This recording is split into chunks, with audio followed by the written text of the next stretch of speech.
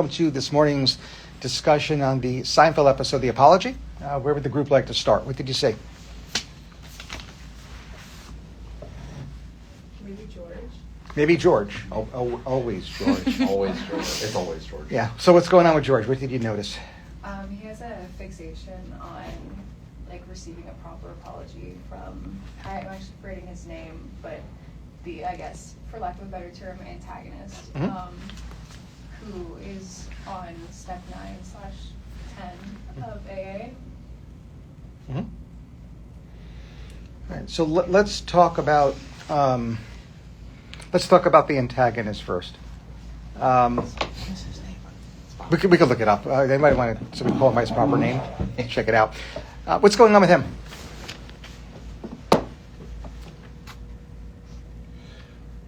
So he's at he has a connection with the protagonist, of course, because he's from the childhood where he was known to be a bully of George. Mm-hmm. And all these years later, after they had broken contact, because obviously they were no longer in each other's lives, he found out that he was part of an Alcoholics Anonymous meeting, and as one of the parts of the AA meeting was to go back at parts in your life and apologize for things that you need to seek redemption for. And George was very excited about this because he obviously feels very strongly about the time he went through when it came to bullying. So he was very excited to receive this apology.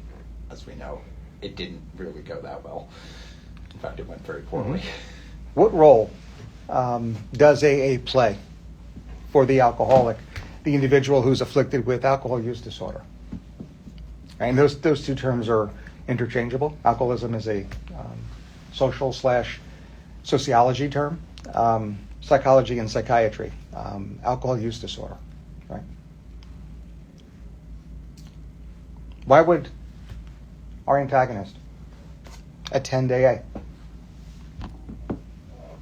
Other than being afflicted with alcohol use disorder. Yeah. What role does it play for him? It provides not only a guided framework as to how to combat something like alcohol use disorder, but also a social, not networking isn't the right word, but a better word isn't coming to me, environment. Peer support. Yeah. Yes. Peer support. Right, and and given that level of peer support, it is an integral part of recovery and therefore an integral part of the treatment plan for people who are afflicted with alcohol use disorder. Whether it's physical illness or, in our case, mental illness, and the division of mental illness, which would be the substance-related disorders.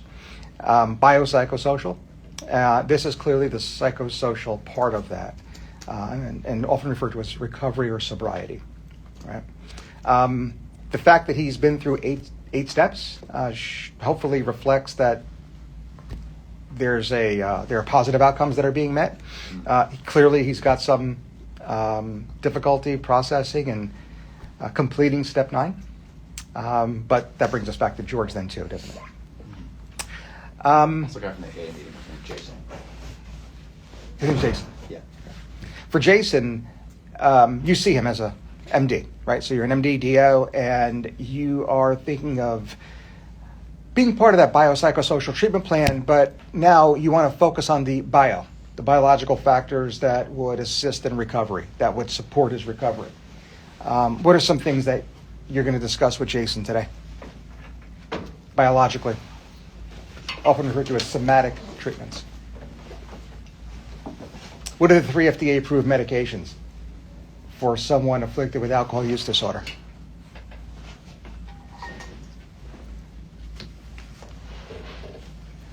What is antabuse? Disulfiram. Is it one that means that, when you do drink, you have an adverse reaction to drinking? That's right. Alcohol? Right. So it's one pill, 250 or 500 milligrams, usually taken first thing in the morning. Disulfiram inhibits the enzyme that catalyzes the rate-limiting step of the breakdown of alcohol. And because of that, and because of its inhibition, there's a buildup of a toxic metabolite, and that's called acetaldehyde. If you were to ingest acetaldehyde, it would make you sick. So if you inhibit the breakdown of alcohol and therefore have a buildup of acetaldehyde in the system, you're going to become nauseous, you're going to vomit, you could become flush, lightheaded, and you could even faint. All right. The idea there is that once you take it first thing in the morning, you have committed yourself to a day of abstinence. And if you break that, you're going to get sick. There's going to be adverse consequences for your behavior, which means that the prescribing of antabuse or disulfiram takes advantage of a Skinnerian mode of teaching. What mode of teaching does disulfiram represent? What are the 4 different types of reinforcement, or teaching? Operant conditioning. I already slipped and gave you 2 of them. Positive, negative reinforcement. Perfect. Yeah. Positive, negative punishment. Perfect. Yeah. Which one of the 4? So now this is the test question, A, B, C, or D. Which one of the 4? Now, to answer this, there's 2 steps, right? Number 1 is by employing disulfiram as part of a biopsychosocial treatment plan, is behavior being strengthened or weakened? Is drinking behavior strengthened or weakened? What's the goal? Weakened. So therefore, between reinforcement and punishment, which one must it be? Punishment. Punishment, right? So you could cross A and B off your list. It's a positive or negative punishment. Next question. Is something added to the equation or removed from the equation, subtracted to achieve that goal? Added, right? The addition of the prescription, right? So that would mean it's positive. So taken together, what's your single best answer? Positive punishment is the behavioral or operant paradigm model of medications like disulfiram. Now, what are some drawbacks of prescribing disulfiram other than the side effects, which are there? They're there, but they're modest. Sometimes metallic taste in your mouth, sedating, but otherwise, what are some other things you want to review with your patient? Well, they probably don't want to take it because of the side. Like getting the patient to actually take the medication is challenging. Which is why it's first thing in the morning too. So there's a commitment first thing in the morning, and if they have some second thoughts, too late. You're going to be abstinent that day, or otherwise you're going to have adversive conditioning. Definitely have to review with them hidden alcohol. They may not drink, but they still might actually be exposed to alcohol. So you've got to make sure that you review with them hidden alcohol and where that can be found, and therefore what to avoid. The other issue here too is that you can't assume that everybody learns from trial and error. There are some people that you can punish, and they may not connect the dots.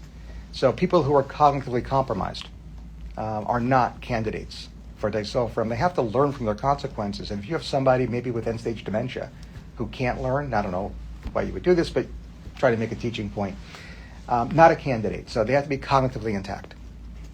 Right? No Homer Simpsons here. Right? Questions about disulfiram. What are 2 other medications used, FDA approved, in management of alcohol use disorder that you would consider and therefore discuss with Jason? What is naltrexone?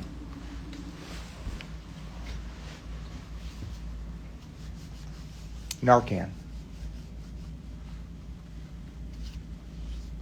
I mean, I know that. I can see you dying to say something. Well, I don't know for sure how it impacts alcoholism, but I know it's used also with opioids Yeah. to counteract that. Exactly right. Naltrexone is a medication that binds to the opioid receptor, specifically the mu opioid receptor, and blocks it. It's a mu opioid receptor antagonist. And as you just stated, that would mean that if you're struggling with cravings for heroin or other opiates, this will reduce craving for those opiates. But there's also cross-receptor activity because as we were treating people with opioid addiction with medications like naltrexone, we were getting reports that they also had reduced cravings for alcohol. And the FDA has since approved naltrexone for the use of alcohol use disorder as well, in as much as the medication also reduces alcohol cravings. And you could also see that through adversive conditioning paradigms, as well as by reducing craving, these two medications often work synergistically, right? Two different models, therefore they can be co-prescribed. Okay. The final medication that is also FDA approved is called acamprosate. Now, unlike naltrexone, or actually I just start off by saying similar to naltrexone, acamprosate also reduces cravings for alcohol, but unlike naltrexone, we really don't fully understand the mechanism. We do know, though, that it's not by blocking the mu-opioid receptor, meaning that you can synergistically get benefit from the co-prescribing of not only naltrexone with acamprosate, but all three medications. Now, there might be some cumulative side effects, so with polypharmacy in general, always start low and titrate slow, especially for people who are medically compromised, and that includes people with alcohol use disorder who are often medically compromised. And then you'd have to also think of age too.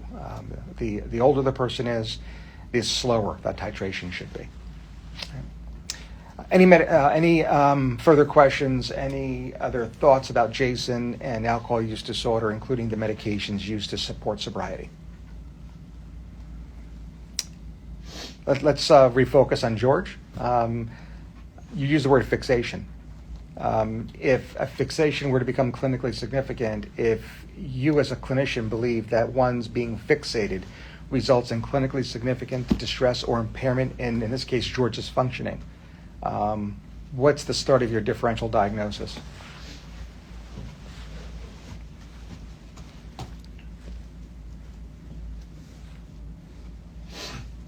What's another word for fixation? Maybe like an obsessive compulsive Yeah. disorder. Yeah. Fixation, obsession, and if there's clinically significant obsessions, intrusive thoughts, that's the definition of OCD, right? Obsessive compulsive disorder is just that. It's clinically significant intrusive thoughts or obsessions and or compulsive behaviors. You don't need to have both. About what percentage of people have only one and therefore rule in with a singular deficit or clinical finding? 20%. While about 80% of individuals do have obsessions and compulsions, 1 in 5 will present with either one, and it's usually the obsession or the intrusive thought.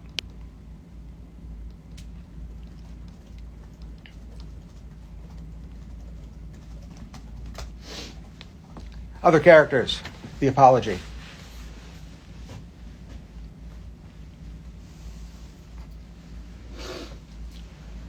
Well, we had the two relationship subplots. Psyfeld seems to love doing those as well. And then we also had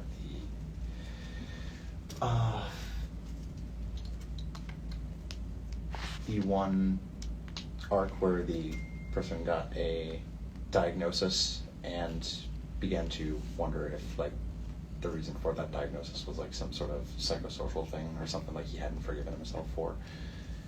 More More specific? I can't remember names. I'm so terrible with names right now. There was a coworker with like germophobia. Sorry, that's unrelated. That's the other one. That's Mhm. what I'm thinking Mm-hmm. The germaphobic. What's happening with Some them? of the relationship subplots. of. She seems to be like, has germophobia, but specifically related to Elaine, and Elaine sleeping with a lot of men. Mm-hmm. She comes to clinical attention. You see her as a clinician, as a psychiatrist, psychologist. Differential diagnosis? Well, first let me actually digress. What is specific phobia?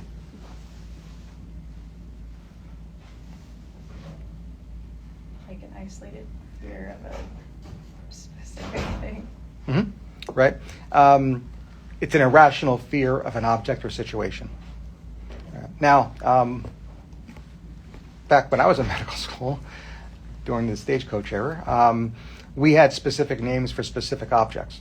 So the phobic object linked directly to a specific diagnosis. So there were dozens of them. The good news is that the APA now is more of the mindset of being lumpers. So they've created about 4 diagnostic subcategories where all of these now just fit kind of nicely under. What are the 4 subtypes of specific phobia? Guesses? There's blood-related ones. Right, blood injection injury. Good. So it's the irrational fear of getting a needle stick.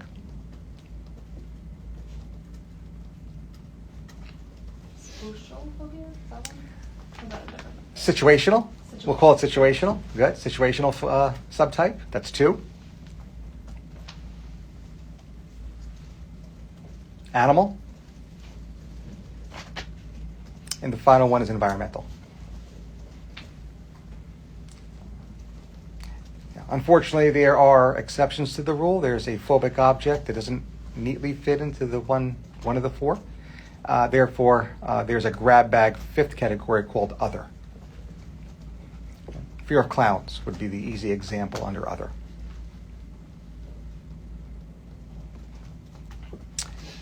Where would germs fit? Environmental? Environmental is usually lightning and volcanoes. No, I mean, yeah. I think it'd be blood injection injury, right?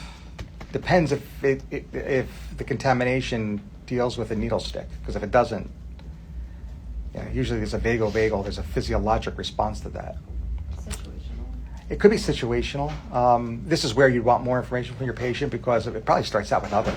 It could be, just for the nature of this conversation, we really didn't nail the answer in 2.5 seconds or less, meaning that it might be other. But you could also see then how a lot of this stuff probably doesn't matter, especially when you're going to institute the same treatment plan. But for test-taking purposes, you do need to know those 4 subtypes, and you do need to understand that these categories are, in fact, artificial. There could be a phobic object or situation that doesn't neatly fit into one of the 4, and therefore other does exist for that reason. Final thoughts? Any other characters or observations before we sign off? How would you differentiate something like terms germophobia from illness anxiety disorder? I wouldn't. So that's probably furthering the conversation. So illness anxiety disorder, the condition previously known as hypochondriasis, right now is published and categorized in the somatic symptom and related disorder chapter of the DSM, and it's very likely soon to be republished in a different in a different chapter titled The Obsessive Compulsive and Related Disorders. It's where it really belongs. And it's really an obsession or preoccupation with having or acquiring a serious illness. So that's part of the discussion here. Definitely. It's definitely in the differential, no doubt about it. Yeah. All right, this is where we'll leave it. We're going to sign off now. We'll be back on Zoom, on Instagram at noon, discussing Friday the 13th. And we have between now and noon to figure out the potential link between what we just discussed and our movie. So, food for thought. See everybody back at noon.